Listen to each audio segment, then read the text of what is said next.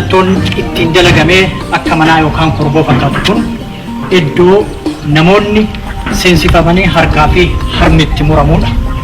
Bakki akkasii kun asuma bira yoo ta'u, mallattoon siidaa ittiin dalagame kun isa jalaa kan sirni nafxanyaadhaa Oromoo Arsii irratti raawwate waggaa 150 dura jechuudha.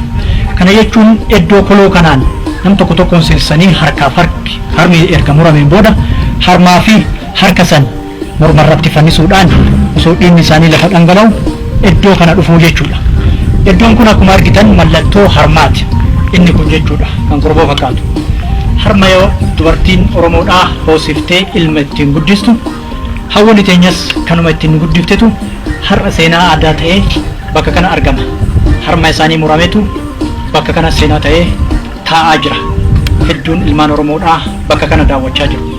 Hawwanni Oromoo akka daa'imman isaanii guddifamne gochaan cubbuun abaaramaadhaa irratti raawwate. Erga kun ta'e immoo harmaaf harka isaanii erga muranii booda inni dhangala'uudhaan achiin baafamaa jechuudha. Kun gubbaa irratti haa dalagamu malee gochaan seenaa qabatamaan dalagame jala kana ta'uu hayyoota naannawa kana seenaa isaa beekan irraa qoranneerra. Siidaan yaadannoo wareegamtoota aanolee kun bakka ilmaan Oromoo Arsii tartiibaan hiriirsanii boolla qal'oo keessa hulluuqsisanii harmaa fi harka dabalatee mogolee isaanii muruu, kanneen hafan kolaasuun, hawwota ammoo qaama isaanii gamaa gamanatti mukatti fannisuun dararaa dhala namaatiin hin malle irraan dhaqqabsiisuudhaan jimlaan itti galaafatanidha. Erga harkaa fi harma muruudhaaf achii tartiiba qabsiisanii asiin reeffi namoota dhiiga dhangala'uu yookaan cuccubuudhaan bakka kana ga'e maaltu taana kan jedhu ammas iddoo biroo daawwachuuf deemna. Bakka amma korboo arginuu fi qilxuu arginu kanatti harmaaf harki isaanii akka fannifamu qilxuu kanarratti taasifama. Gochaan gara jabeenyaa Oromoo Arsii irratti raawwatame kun kana fakkaata jechuun ni danda'ama.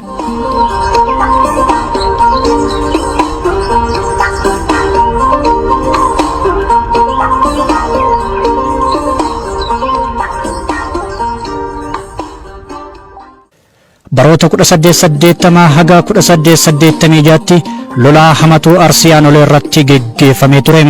Gootota qaqqaalii biyyaa baay'eetti dhabne. Keessumattuu bara 1882tti qindoomina duula gooticha Roobaa Buttaatiin qindaa'etu hoogganummaa Leenjisoo Diigaatiin hojiirra oole. Weerarri Minilik karraas Daargeen durfamu gamni tokko gara Awaashiin qaxxaamuree aanoletti imale. Kaan ammoo Baatuu keessaan qaxxaamuruun duula isaa itti fufe. Garuu gootummaan ilmaan Arsii laayyoon turre.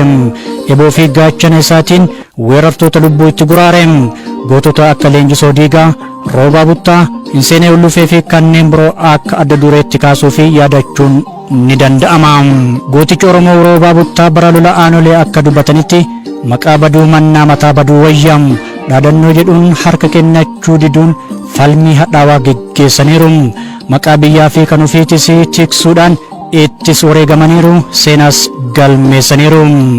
Sirni nafxanyaa Minilik Oromoo humna qawweetiin cabsuu dadhabnaan dhukkuboota adda addaa itti fiduudhaan saba nagaa galaafateera.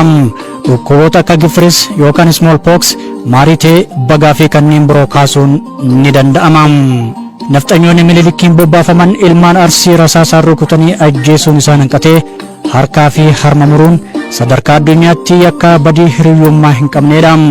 Duulli duguuggaa sanyii barbaadesse ilmaan Oromoo irratti geggeeffamus gootonni Arsii eenyuufuu harka hin kennine. Hammeenni hammeena caalu waggoota 133 dura aanolee irratti raawwatamee ture yeroon isaa darbeera. Garuu seenaan hafeera. Jarri hojii bineensaa saba keenya irratti raawwatanis darbaniiru. Haa ta'u malee ammas leellistoonni sirna duraanii hin dhabamne. Seenaa wajjin daawwanne seenaa mul'ifnu.